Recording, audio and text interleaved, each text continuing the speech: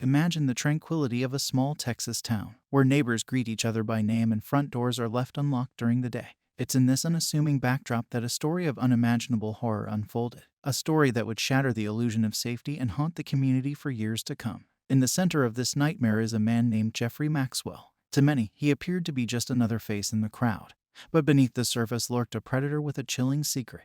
Maxwell was not the quiet loner he presented to the world. He was, according to authorities, a man capable of heinous acts that defy comprehension. Maxwell's descent into infamy began with a missing person report. A 62-year-old woman, known for her kindness and community spirit, vanished without a trace. What investigators would uncover in the search for her would lead them down a dark path to a man who had turned his rural property into a chamber of horrors. As the case unfolded, the details that emerged painted a portrait of a crime so brutal it shook even the most seasoned detectives. The accusations, kidnapping, torture, and unspeakable acts of violence that would leave a community grappling with a single, haunting question: how could such evil hide in plain sight? This is not just a tale of a crime. It's a mirror held up to the darkest corners of human nature. And as we delve into the abyss, remember, the story you're about to witness is not fiction. It's a grim reality that unfolded in a place much like any other, a reminder that sometimes true terror is just next door. In the heart of a serene Texas community, a story of survival and strength was being written in the most harrowing of circumstances.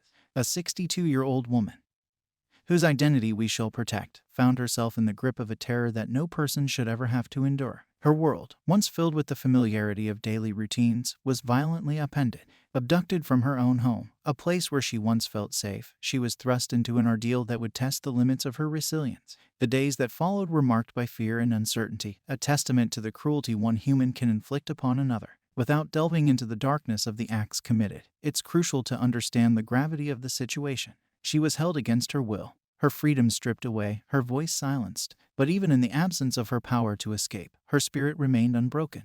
Through her ordeal, the victim displayed extraordinary courage. Her will to survive, to return to her loved ones and the life she was torn from, became a silent rebellion against her captor's control. While the physical confines of her captivity were limited to a place of shadows and despair, her story of survival would soon expand beyond those walls, touching the hearts of all who heard it. It's a story not of the crime, but of a person's unyielding fight to return to the light from the darkest of depths. As we recount the events, we do so with the utmost respect for her journey and for the ongoing healing that follows such a traumatic experience. Her ordeal is not just a chapter in a true crime tale, it's a stark reminder of the resilience that lies within the human spirit. In the heart of a serene Texas community, a story of survival and strength was being written in the most harrowing of circumstances.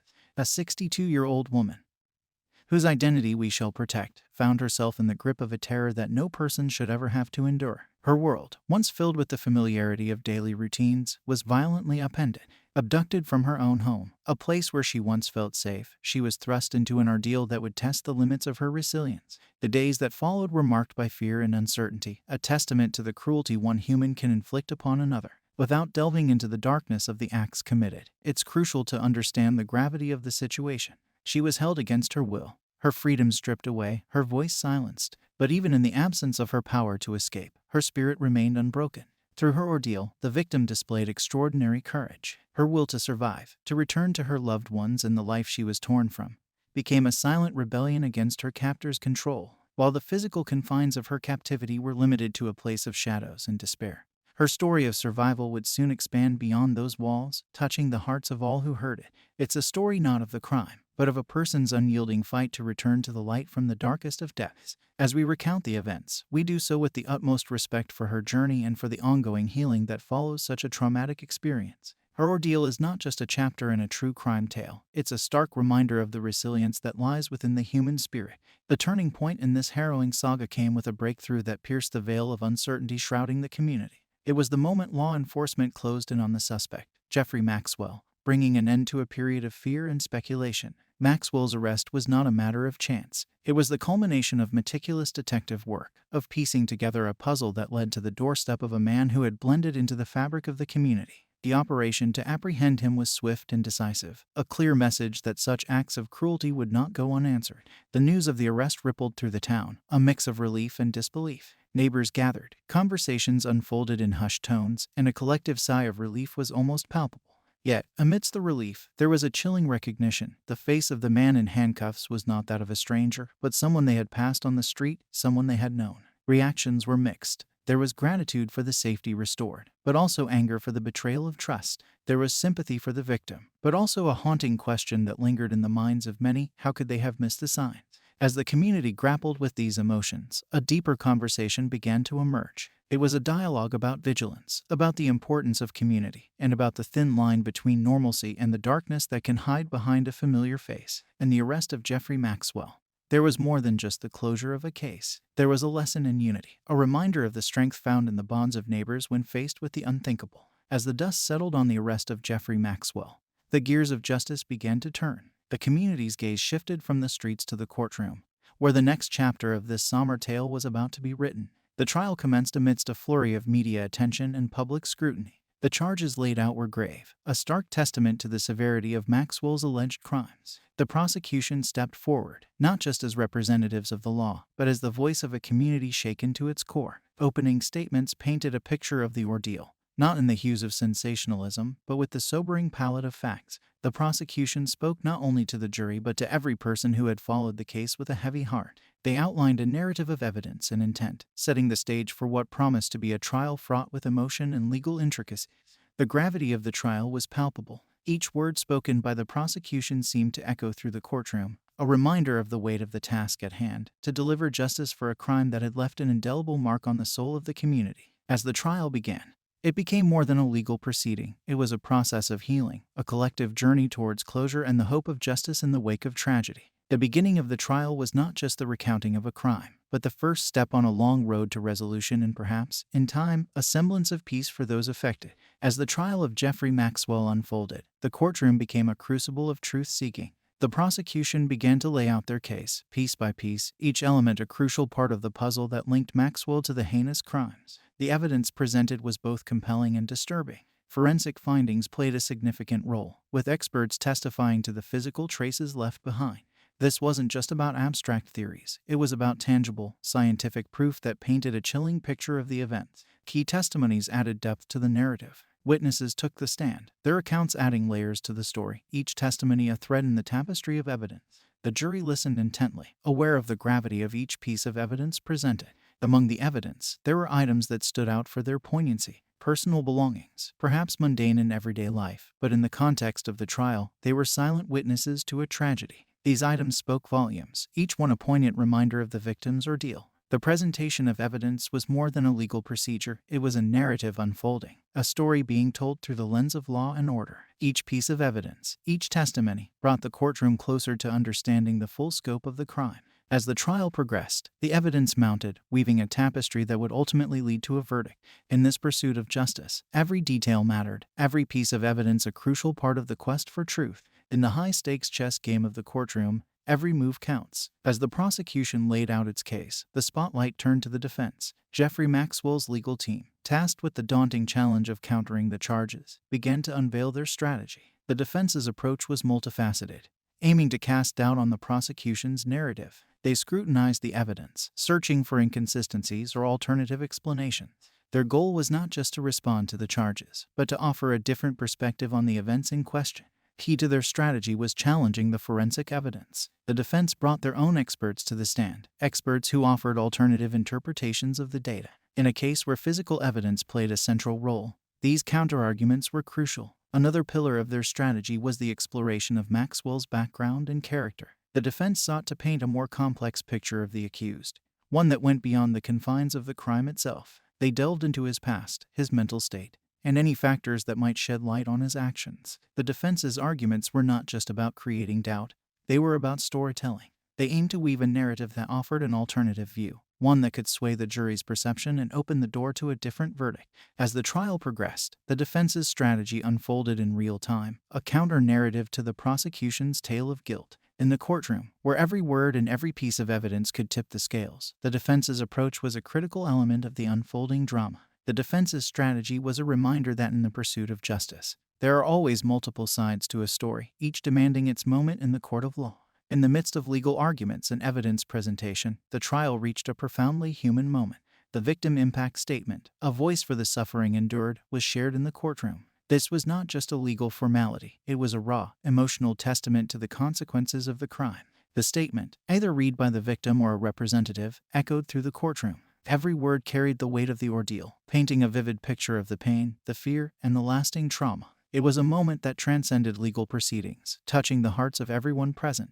As the victim's words filled the air, the atmosphere in the courtroom shifted. For many, it was a moment of stark realization, the understanding that behind the legal terminology and the evidence, there were real human lives irrevocably changed. The impact of this statement on the jury and the attendees was palpable. It served as a powerful reminder of the stakes involved in the trial. This was not just about deciding a legal outcome. It was about acknowledging and addressing the deep and lasting impact on a human being. The victim impact statement stood as a testament to resilience and the search for justice. It was a voice that demanded to be heard, a crucial part of the healing process, and a key element in the pursuit of justice. As the trial continued, the words of the victim impact statement lingered, a poignant reminder of the human story at the heart of the legal process. As the trial's arguments and testimonies concluded, the focus shifted to the jury, 12 individuals, now bearing the weight of a critical decision. The process of jury deliberation is a cornerstone of the justice system, a collective effort to distill days, sometimes weeks, of complex information into a unanimous verdict.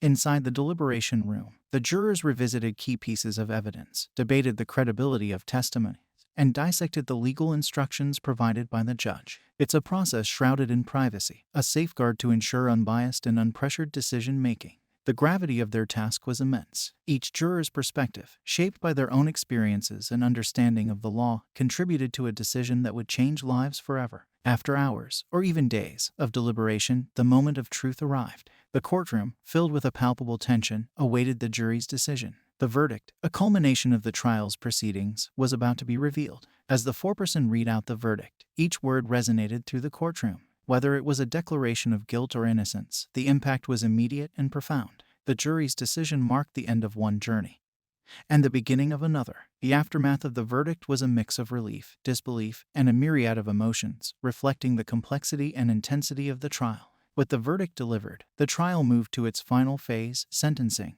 This was the judge's domain, where the consequences of the verdict were formalized. The sentencing phase is not just about punishment, it's about justice, deterrence, and sometimes rehabilitation.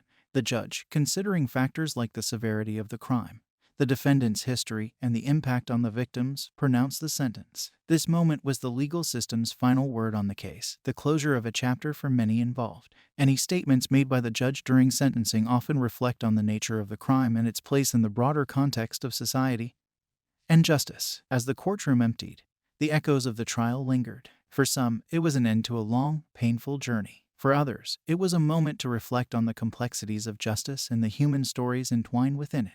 After the trial's conclusion, the ripple effects were felt far beyond the courtroom. The community's reaction was a mix of relief, sorrow, and contemplation. This case had touched many lives, sparking conversations about safety, trust, and the complexities of online dating in today's world. Residents and local leaders came together to express their thoughts and emotions. Some found solace in the verdict, while others grappled with the lingering questions and what-ifs. It was a time for collective healing and a reevaluation of community safety measures. The case also ignited discussions on the risks associated with online dating, leading to calls for increased awareness and safety protocols. It served as a stark reminder of the vulnerabilities in the digital age. Amidst the grief and reflection, there was a sense of unity. The community's response highlighted the human capacity for empathy and the collective desire for a safer, more connected society. The legal ramifications of the case were far-reaching, prompting analysis and commentary from legal experts. This trial wasn't just about the fate of one individual. It had implications for the legal system and future cases. Legal analysts dissected the trial's proceedings, from the evidence presented to the strategies employed by both the prosecution and defense. They debated the effectiveness of the arguments and the potential precedents set by the verdict and sentencing. Experts also weighed in on the broader legal implications, particularly in cases involving online interactions leading to criminal acts. They discussed how this case might influence future legal strategies and the interpretation of laws in the digital context. The analysis provided a deeper understanding of the legal intricacies and the evolving nature of law in our increasingly online world. It was a reminder of the ongoing dialogue between law, technology, and society. As the legal community continued to ponder and debate, the case of Jeffrey Maxwell left an indelible mark on the legal landscape, sparking conversations that would shape future judicial proceedings. In the aftermath of such a harrowing experience, the journey of the survivor, the 62-year-old woman, becomes a beacon of resilience and strength. Her path to recovery, both physical and emotional, is a testament to the human spirit's ability to overcome adversity. While details of her personal journey are private, the broader message is one of courage and perseverance. Her experience has inspired others facing similar challenges, shining a light on the importance of support systems and the power of inner strength. Her story is not just one of survival but of reclaiming life after trauma. It serves as a powerful reminder of the impact of crime on individuals and the incredible journey of healing that follows. In light of this case, it's crucial to discuss safety measures when using online dating apps. We turn to experts for advice on how to navigate these platforms safely. Key tips include meeting in public places, informing friends or family about your plans, doing a background check if possible, and trusting your instincts. It's important to remember that while most online interactions are safe, caution is always advisable. These measures are not about fear, but about empowerment, equipping individuals with the knowledge and tools to protect themselves in the digital dating world. As we conclude, we reflect on the profound impact of this case. It was a story that gripped the community, highlighting the darker side of online interactions and the importance of vigilance and safety. The trial of Jeffrey Maxwell was more than just a legal proceeding. It was a wake-up call about the risks lurking in the digital shadows. It underscored the need for awareness, both in our personal lives and in the justice system. This case will be remembered not just for its shocking details, but for the lessons it imparted about resilience, justice, and the ongoing challenge of navigating a world where the digital and real often intersect. The story of Jeffrey Maxwell and his victim leaves us with a reminder of the complexities of our modern world and the enduring strength of the human spirit in the face of adversity.